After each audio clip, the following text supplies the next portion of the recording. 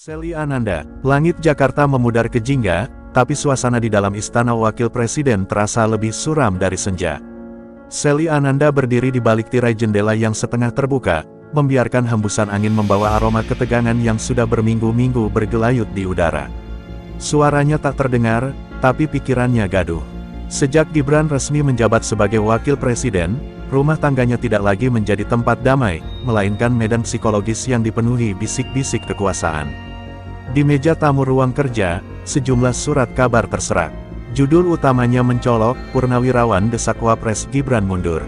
Di bawahnya, kutipan tajam dari seorang mantan jenderal, anak muda itu terlalu dini memegang tampuk kuasa. Wajar bila ia ditarik turun. Bagi Selly, kalimat itu bukan hanya tudingan politis, tapi penghinaan personal. Ia tahu betul seberapa keras Gibran bekerja. Ia menyaksikan sendiri malam-malam tanpa tidur, diskusi tak berkesudahan, dan tekanan batin yang tak bisa dibagi ke publik. Namun, bukan komentar itu yang membuat amarahnya memuncak. Beberapa elit senior mulai menyebarkan narasi licik, seolah Gibran hanyalah boneka kekuasaan yang dimainkan dari belakang layar. Mereka mengemasnya dalam analisis politik, tetapi sejatinya hanya pembenaran dari rasa kehilangan pengaruh yang tak rela. Dan ironisnya, sebagian besar datang dari mereka yang dahulu dilulukan sebagai penjaga demokrasi. Selly tak butuh mikrofon untuk marah. Tapi hari itu, untuk pertama kalinya sejak suaminya menjabat, ia mempertimbangkan berbicara ke publik.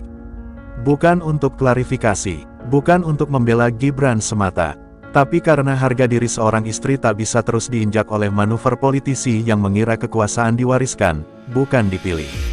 Ia berjalan ke rak buku dan mengambil album foto tua. Di sana ada potret Gibran saat masih menjadi wali kota, bersama warga, di pasar, di jalan sempit, di tengah banjir. Tak ada sorotan lampu mewah, hanya keringat dan debu jalanan. Ia membolak-balik halaman itu bukan untuk nostalgia, melainkan pengingat jabatan ini bukan hadiah. Ia diperjuangkan, bukan dipaksakan. Telepon seluler Selly bergetar. Sebuah pesan dari seorang jurnalis ternama masuk, "Kami dengar ibu ingin menyampaikan pernyataan." "Kami siap kapan saja." Ia tidak langsung membalas. Dalam pikirannya, muncul pertanyaan yang selama ini ia simpan, apa jadinya bangsa ini jika suara perempuan terus diredam demi stabilitas semu? Sore menjelang malam, Gibran belum pulang dari rapat dengan menteri-menteri ekonomi. Biasanya, Selly akan menunggu sambil menemani anak-anak bermain. Tapi kali ini, ia memilih duduk di ruang kerja, menyalakan lampu meja, dan mulai menulis. Bukan status media sosial, bukan juga catatan harian. Ia menulis sebuah pernyataan, tegas, namun elegan, keras, namun berakar pada kasih seorang istri dan tanggung jawab moral sebagai warga negara. Suara langkah pelan terdengar dari lorong. Gibran masuk, kelelahan terlihat jelas di wajahnya. Ia tersenyum kecil, lalu duduk di seberang Selly. "Kamu terlihat serius," ucapnya sambil mencoba menyembunyikan beban yang baru saja ia bawa dari ruang rapat. Selly menatapnya lurus. "Aku akan bicara," katanya pelan namun penuh keyakinan. "Sudah cukup mereka bicara seolah kita tak berhak berada di sini. Sudah cukup mereka mempermainkan harga diri kita." Gibran hanya diam, tapi tatapannya mengisyaratkan persetujuan. Di matanya, Selly bukan lagi sekadar pendamping. Ia kini menjadi garda terdepan, penjaga kehormatan yang tak bisa dibeli dengan kompromi politik. Dan malam itu, tanpa sorak-sorai, tanpa konferensi pers megah, seorang perempuan memulai langkah kecil menuju badai besar. Bukan untuk kekuasaan, tapi demi martabat yang terlalu lama diremehkan. Pagi itu, istana tampak tenang di luar, namun di dalam, denyut politik berdetak cepat dan tak kasat mata. Selly duduk di depan meja rias, bukan untuk merias wajah, melainkan menyiapkan mentalnya. Di hadapannya, selembar naskah singkat berisi pernyataan yang telah ia tulis semalam. Kata-katanya tajam, namun dipilih dengan hati-hati. Ia tahu, setiap kalimat akan ditelanjangi publik, dicari celah, disalahpahami, tetapi ia tak gentar. Ia bukan politisi, tak punya partai, tak punya panggung. Tapi ia punya sesuatu yang lebih kuat, suara hati yang tak terdistorsi ambisi. Dan kini, suara itu hendak disampaikan. Selly sadar, sekali ia berbicara, ia tak bisa kembali ke posisi lamanya sebagai figur pendiam di balik sorotan. Tapi harga diri suaminya, dan martabat keluarga kecilnya, jauh lebih penting daripada kenyamanan diam. Beberapa jurnalis telah menunggu di sebuah ruangan kecil yang disulap menjadi tempat wawancara mendadak. Mereka tak tahu pasti apa yang akan disampaikan, hanya kabar bahwa istri wakil presiden ingin bicara. Sebagian menduga ini sekadar klarifikasi politik, tapi wajah serius ajudan Sally membuyarkan semua dugaan ringan. Ketika Sally melangkah masuk, ruangan mendadak hening. Tak ada protokol panjang, tak ada pernyataan pembuka dari pejabat lain. Hanya ia, berdiri sendiri, membawa sepenggal keberanian dari balik dinding istana. Matanya menyapu ruangan, lalu menatap lurus ke arah kamera utama.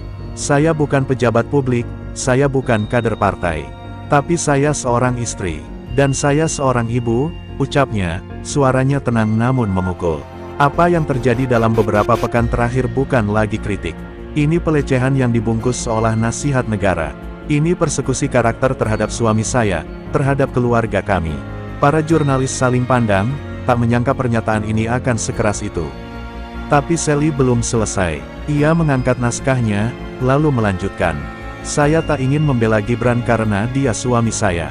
Saya membela karena ia difitnah seolah tak layak. Padahal ia terpilih secara sah. Apa artinya demokrasi bila anak muda yang terpilih justru dijatuhkan oleh mereka yang tak mampu menerima kenyataan? Kata-katanya menggema. Sally tidak berteriak, tapi setiap suku katanya seperti menamparkan arogansi kekuasaan lama. Ia tidak menyebut nama, tapi semua tahu kepada siapa kritiknya diarahkan. Ia menantang sistem yang telah terlalu lama memandang kekuasaan sebagai warisan, bukan pengabdian. Ia menyudahi pernyataannya dengan lirih namun tegas, saya hanya ingin mengingatkan, bahwa membesarkan bangsa ini tidak bisa dilakukan oleh orang-orang yang tak rela kursinya diduduki oleh generasi berikutnya. Jika suara saya ini dianggap terlalu lantang, maka biarlah, asal tak lagi ada keluarga yang diinjak demi ego politik. Selesai berbicara, Sally menunduk sebentar, lalu berbalik meninggalkan ruangan. Tak ada tepuk tangan, tak ada standing ovation. Hanya sunyi yang berat. Namun semua jurnalis di sana tahu, mereka baru saja menyaksikan satu babak penting dari sejarah politik negeri ini. Di luar, hujan rintik turun. Tapi langit tampak lebih cerah dibanding hari-hari sebelumnya. Di dalam mobil, Sally membuka jendela sedikit, membiarkan udara segar masuk. Ia tidak merasa lega, tapi hatinya lebih tenang. Ia telah memulai sesuatu yang mungkin tak bisa dihentikan lagi. Sementara itu, di ruang kerja beberapa tokoh senior politik, wajah-wajah lama mulai membicarakan pernyataan Sally. Mereka mengejek, mengkritik, bahkan meremehkan. Tapi di balik cemooh mereka, ada satu hal yang tak bisa disembunyikan, mereka terusik. Dan dari balik layar kekuasaan, suara seorang perempuan akhirnya mulai mengubah permainan. Dampak dari pernyataan Sally tak butuh waktu lama untuk mengguncang lapisan-lapisan politik yang selama ini tertutup rapat. Video rekaman pidatonya menyebar di berbagai platform, dibagikan jutaan kali dalam hitungan jam. Warganet menyambutnya dengan antusias, menyebutnya sebagai suara nurani dari balik istana. Namun tidak semua pihak menyambut dengan simpati. Di balik layar, kekuatan-kekuatan lama mulai gelisah. Di ruang rapat internal sebuah partai besar, nada suara meninggi. Beberapa elit politik meradang, menyebut aksi Sally sebagai intervensi keluarga dalam urusan negara. Mereka menganggap keberaniannya melewati batas peran seorang istri. Namun, yang tak mereka ucapkan adalah ketakutan mereka, bahwa suara seorang perempuan tanpa jabatan resmi bisa menggoyang narasi yang telah mereka bangun selama bertahun-tahun. Gibran, yang sedang memimpin rapat kabinet terbatas keesokan harinya, merasakan tekanan itu. Sorot mata sebagian menteri berubah, nada bicara menjadi lebih hati-hati. Ia tak mengatakan apapun soal pernyataan istrinya, namun ia tahu, semua orang di ruangan itu telah menonton. Dan sebagian dari mereka pasti merasa terpojok. Di sela waktu, Gibran dan Sally duduk di ruang keluarga yang hangat, tapi suasananya tidak lagi seperti biasanya. Ada keheningan yang bukan berasal dari rasa nyaman, melainkan dari beban yang kian berat. Sally menyandarkan kepalanya di bahu Gibran. Aku tidak menyesal, katanya pelan. Gibran mengangguk, meski di wajahnya tergurat lelah yang dalam. Aku tahu, aku juga tidak. Namun badai belum reda. Beberapa tokoh senior mulai mendorong wacana reshuffle dengan dalih menjaga stabilitas. Mereka tak menyebut nama Gibran secara langsung, tapi arah serangan sangat jelas. Desas-desus pun menyebar, bahwa Wapres sudah tak sejalan dengan Presiden, bahwa keretakan telah muncul di pucuk pimpinan. Media-media tertentu mulai memainkan narasi. Ada yang menuduh Gibran sebagai sosok ambisius yang disokong keluarga. Ada pula yang menyayangkan, campur tangan istri, dalam urusan kenegaraan. Tapi anehnya, semakin keras tekanan itu datang, semakin kuat dukungan publik mengalir. Masyarakat muda mulai bersuara. Tagar-tagar dukungan terhadap Shelly dan Gibran menduduki trending topik. Di balik layar istana, seorang staf khusus Presiden mendatangi Shelly dengan nada halus namun penuh pesan. "Ibu, mungkin kedepannya perlu lebih berhati-hati. Banyak yang tidak suka ketika ibu terlalu terbuka." Shelly menatapnya dalam diam, lalu hanya menjawab, "Kadang yang mereka sebut keterbukaan, sebenarnya hanya kejujuran yang selama ini dikubur." Presiden akhirnya angkat suara secara resmi. Dalam konferensi pers yang digelar mendadak, ia menyampaikan bahwa hubungan dengan wakil presiden baik-baik saja. "Kami tetap solid, tidak ada tekanan, tidak ada jarak," ujarnya diplomatis. Namun publik membaca lebih dalam, pengakuan itu tak muncul jika tak ada kekhawatiran. Sementara itu, beberapa tokoh yang dulu akrab dengan keluarga presiden mulai menarik diri. Undangan ke acara-acara resmi tiba-tiba menghilang dari agenda Shelly. Acara komunitas yang biasa ia hadiri kini tak lagi terbuka untuk umum. Tapi Shelly tidak gentar, ia tak membutuhkan panggung-panggung simbolik untuk menyampaikan suaranya. Gibran pun mulai lebih terbuka dalam pernyataannya. Dalam salah satu forum diskusi, ia mengatakan, "Saya tahu posisi saya sedang tidak disukai oleh banyak pihak. Tapi jabatan ini bukan tempat mencari aman. Kalau hanya untuk tunduk, saya tak akan berdiri di sini sejak awal." Kalimat itu seperti api kecil di ladang kering. Diam-diam membakar. Di tengah situasi genting itu, rumah tangga mereka justru semakin kuat. Anak-anak mereka tetap ceria, menjadi pengingat bahwa kekuasaan bukan segalanya. Di balik tekanan dan intrik, Shelly dan Gibran menemukan sesuatu yang lebih penting, keberanian untuk berdiri tegak, meski seluruh sistem mencoba membuat mereka goyah. Dan di luar istana, rakyat mulai mengamati dengan cermat. Bukan lagi sekadar melihat tokoh politik sebagai simbol kekuasaan, tapi mulai mempertanyakan, siapa yang benar-benar bekerja untuk negeri, dan siapa yang hanya ingin mempertahankan warisan kekuasaan yang perlahan kehilangan legitimasi. Gibran duduk di ruang kerjanya sendirian, sementara jam dinding berdetak tanpa empati. Di balik kaca jendela, halaman istana tampak tenang, kontras dengan gejolak yang ia rasakan. Pagi itu, ia baru saja keluar dari pertemuan tertutup dengan sejumlah menteri senior. Nada mereka sopan, tapi saran-saran yang muncul terasa seperti ultimatum terselubung. "Demi stabilitas politik nasional, mungkin ada baiknya Wapres mempertimbangkan opsi pribadi," ucap salah satu dari mereka, seolah ia hanya menyampaikan cuaca.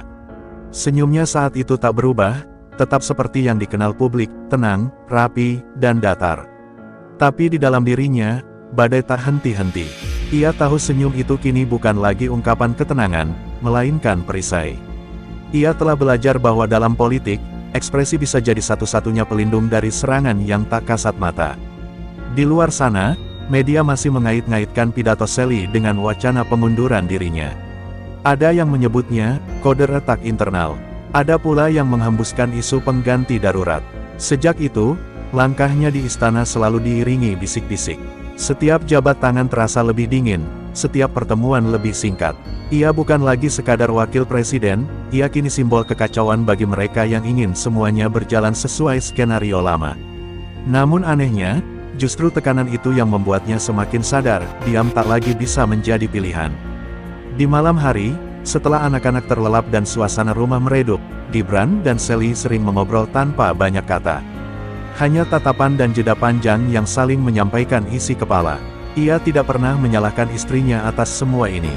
Justru sebaliknya, keberanian Shelly membuka matanya tentang betapa rapuhnya sistem yang selama ini terlihat kokoh.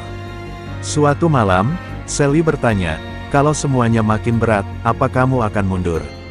Gibran tidak langsung menjawab. Ia menatap langit-langit kamar, lalu menjawab pelan, "Kalau aku mundur karena tekanan, bukan karena prinsip, aku akan kehilangan wajahku sendiri." Kalimat itu menggantung di udara, seperti janji yang tak terucap sepenuhnya. Di hadapan publik, Gibran tetap menjalankan tugasnya. Ia menghadiri acara pembangunan infrastruktur, menerima kunjungan luar negeri, berbicara dalam forum-forum ekonomi. Tapi setiap kali tersenyum di depan kamera, ia tahu banyak pihak sedang menanti retaknya. Menanti ia kehilangan pijakan. Namun ia bukan sekadar bertahan, ia mulai melawan dengan elegan. Dalam sebuah pidato di hadapan para mahasiswa, Gibran menyelipkan kalimat yang membuat suasana ruangan mendadak hening. Bangsa ini tidak akan maju jika anak muda hanya diajak jadi penonton. Dan jangan pernah takut membuat sejarah hanya karena kita diminta diam oleh mereka yang takut kehilangan panggung. Kalimat itu viral, seperti bensin disiram ke bara yang sudah menyala. Di meja-meja pertemuan elit, komentar-komentar mulai berubah nada. Beberapa yang tadinya keras, mulai melunak. Mereka mulai berhitung ulang, menyadari bahwa Gibran tidak bisa disingkirkan dengan cara lama. Ia terlalu tenang, terlalu konsisten, terlalu sulit dipatahkan oleh tekanan biasa. Dalam diamnya, ia membentuk poros baru, poros keteguhan di tengah tekanan politik. Namun bukan berarti badai usai. Ada tekanan dari partai, ada godaan dari kelompok pengusaha, bahkan muncul sinyal-sinyal dari luar negeri yang menyarankan kompromi. Tapi Gibran tahu, sekali ia menyerah pada kepentingan, ia akan hanyut dalam arus yang sama yang dulu ingin ia lawan.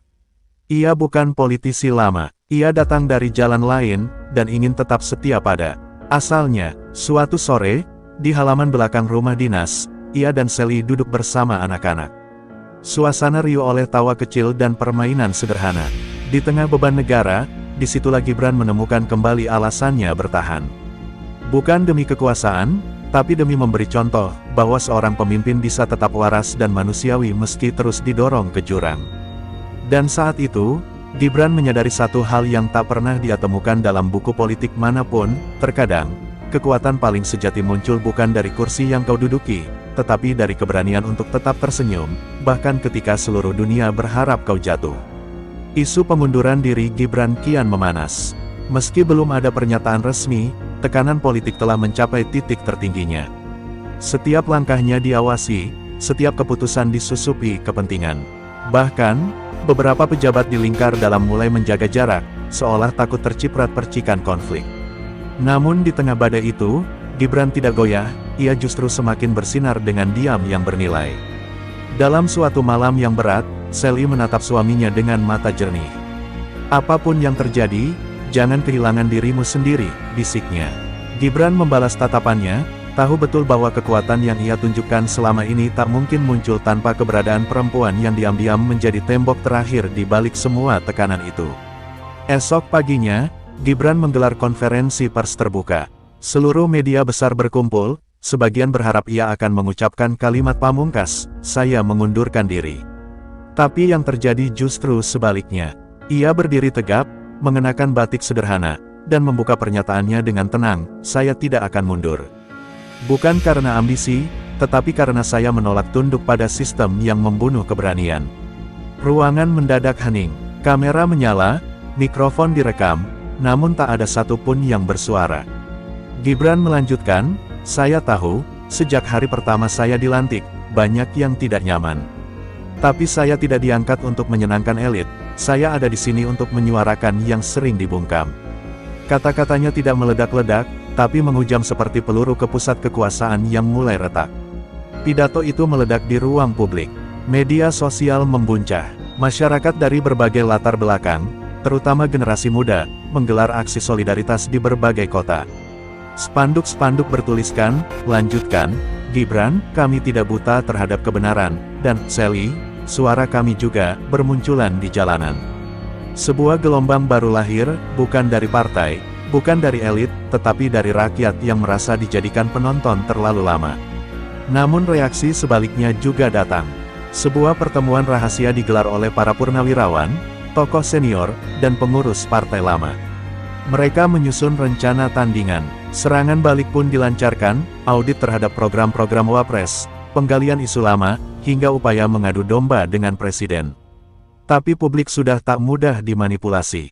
Kebenaran telah menemukan suaranya sendiri. Sally, di sisi lain, tetap menjaga ritme. Ia tak lagi banyak berbicara di depan kamera, namun kehadirannya kini menjadi simbol. Dalam setiap kunjungan sosial, ia disambut hangat. Tak ada lagi yang memandangnya hanya sebagai istri pejabat. Ia telah menjelma sebagai sosok yang mewakili perasaan ribuan perempuan, yang muak dengan kepura-puraan, dan ingin keadilan tampil tanpa topeng. Puncaknya terjadi dalam sidang tahunan kenegaraan. Gibran mendapat giliran menyampaikan laporan kerja. Banyak yang menduga ia akan berbicara normatif. Namun ia justru menutup pidatonya dengan kalimat yang mencengangkan, "Jika kelak sejarah mencatat saya sebagai pengganggu tatanan lama, biarlah. Saya lebih memilih diganggu nurani, daripada dikendalikan rasa takut." Seketika ruang sidang sunyi. Beberapa wajah tua tampak pucat. Sebagian bertepuk tangan setengah hati. Namun dari balkon penonton, suara riuh terdengar. Para mahasiswa berdiri, memberikan aplaus tulus. Mereka tak melihat seorang politisi, mereka melihat manusia yang jujur dalam perjuangannya. Malam itu, Sally dan Gibran berdiri di balkon rumah dinas. Jakarta gemerlap seperti biasa, tapi di hati mereka, semua terasa berbeda. "Apa menurutmu badai ini sudah lewat?" tanya Sally. Gibran tersenyum tipis. "Mungkin belum, tapi kali ini, kita sudah tahu cara menari di tengah hujan." Dan dengan tenang, mereka kembali masuk ke dalam rumah. Tak tahu apa yang menanti besok. Tapi satu hal pasti, mereka tidak lagi sendiri. Suara mereka telah bergema, dan di negeri yang terlalu lama dibungkam oleh kepentingan, itu lebih dari cukup untuk menyalakan harapan baru. Tamat.